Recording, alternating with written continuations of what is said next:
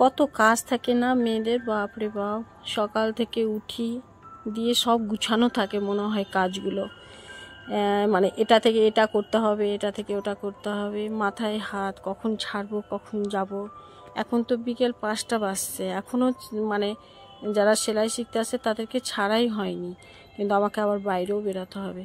তারপরে তো সারাদিন কত কাজ করেছি তার তো ঠিক নেই। এই যে সকালে শুরু হয়েছে, ফার্স্টেই আমার প্রতিদেব মাছ নিয়ে এসেছে, কাতল মাছ, সেটা নাকি কালিয়া করতে হবে, ওকে কালিয়া করে দিতে হবে, ডাল করে দিতে হবে, ছোট ছেলের আলাদা খাবার করতে হবে। ঢুকে গেলাম রান্নাঘরে, ভাবছি সারাদিনের এত কাজ কি করে করব। মানে রান্না করা, বাড়ির প্লাস বাসন ধোয়া, ঘর মুছা, কাপড় কাচা, হ্যাঁ 4টা বাজতে বাজতে আবার সেলাই শিখতে আসবে, তারপরে আবার বাইরে একটু পুজোর সব জিনিসপত্র অনেক রাখা আছে, সেটা একটা নদীতে দিতে যেতে হবে, মানে অনেক কাজ। হ্যাঁ মানে রান্নাঘরে ভাবছি আর রান্না করছি।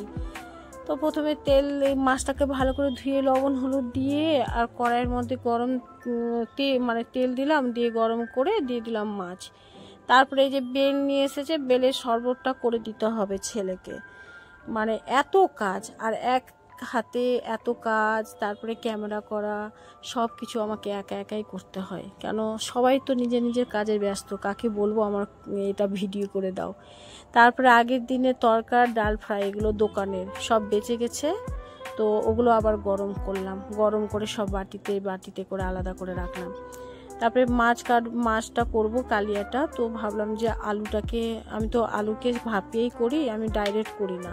সাধারণত সব মানুষেরই ভাপিয়ে, মানে আলুটাকে সেদ্ধ করে জলটা ফেলে দিয়ে এই আলুটাই খাওয়া উচিত। সাধারণ মানুষ সবাই, মানে আলুতে এমন একটা, এমনিতে তো আলু বেশি খাওয়াই উচিত না, কিন্তু মানুষ তো আলু ছাড়া তো বাঙালিরা চলতেই পারে না। আলু খাবে, কিন্তু সেদ্ধ করে ফেলে দিলে সেই আলুর যেটা ক্ষতিকারক সেটা বেরিয়ে যায়। আমি তো এটা আমাকে কেউ বলেছিল, মানে আমাদেরই আত্মীয়র মধ্যে একটা দিদি বলেছিল যে আলুকে ভাপিয়ে ফেলে দিবি, মানে তো অনেকটাই ভালো থাকবে। আমি তাই করি, তো অতদিন মানে ওর কথা মতোই আমি, কিন্তু তারপরে আর এমনি আলু আমি করি না। তো পেঁয়াজটা লাল করে ভেজে নিয়ে ওর মধ্যে আলুটা দিয়ে দিলাম, আলুটাকে বেশ ভালো করে একটু ভেজে নিলাম।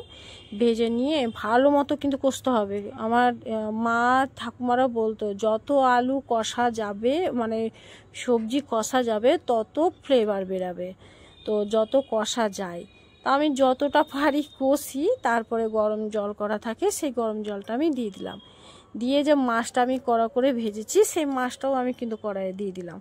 এটা কিন্তু এতটা ঝোল থাকবে না, ঝোলটা কিন্তু এখন শুকোবে, মানে একটু আঁচ দিয়ে মানে একটু ফুটাতে হবে, দিয়ে এরকম কিন্তু হবে একদম। এই যে মাছটা আমি করেছি, আলুটা এইরকম টাইপের, শুকনো শুকনো টাইপের, এটাকে কালিয়া টাইপের বলে। এমনিও করা যায়, আবার আলু দিয়েও করা যায়।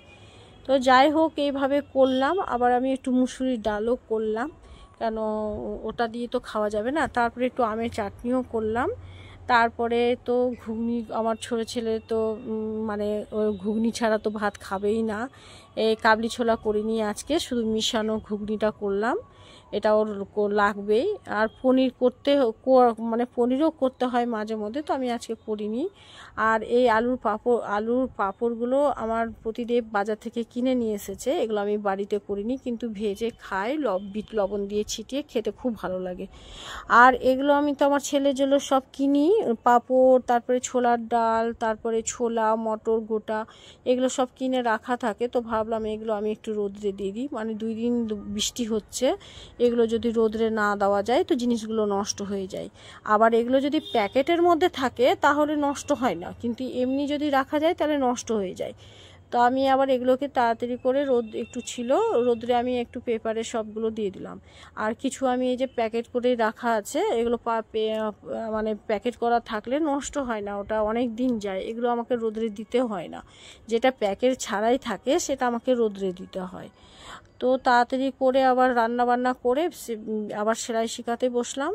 মানে আমার এখনও, মানে বাইরে বেরাবো, আমি ছটপট করছি, কিন্তু এদিকে না সেলাই শেখালে আমি উঠতেও পারবো না। ওকে ছেড়ে তাড়াতাড়ি করে একবার সকালে আমার স্নান হয়েছিল, আবার একবার স্নান করলাম, কেন একদম মানে সারাদিন কাজ করাতে শরীর ক্লান্ত হয়ে গেছে। তারপরে আবার আমি স্নান করলাম, স্নান করে ফ্রেশ হয়ে করে তারপরে আমি সব পূজার অনেকগুলো জিনিস ছিল তো পাশে বাড়ির যাকে আমি বলে রেখেছিলাম আজকে আমরা পুকুরে দিতে যাব, নদীতে দিতে যাব, বলে যে ঠিক আছে। তো আমি আমার একটা ননদ আছে আমার বাড়িতে, আমার সাথে অনেক বন্ধুর মতো, ওকেও বলেছিলাম তাহলে তুইও যাস, বলে যে হ্যাঁ আমরা যাব।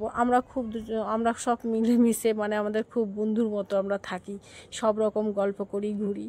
তো বললাম যে যা তাহলে আমার সাথে যাস, বলে হ্যাঁ। আমরা 3 জন মিলে টোটোতে করে সব জিনিস নিয়ে গেলাম, আর এখানে আমি দিয়ে দিলাম। এখানে আমি অনেক দিন আগে গিয়েছিলাম, অনেক বছর আগে, তখন আমার ছেলেগুলো হয়নি, তখন আমার নতুনই বিয়ে হয়েছে।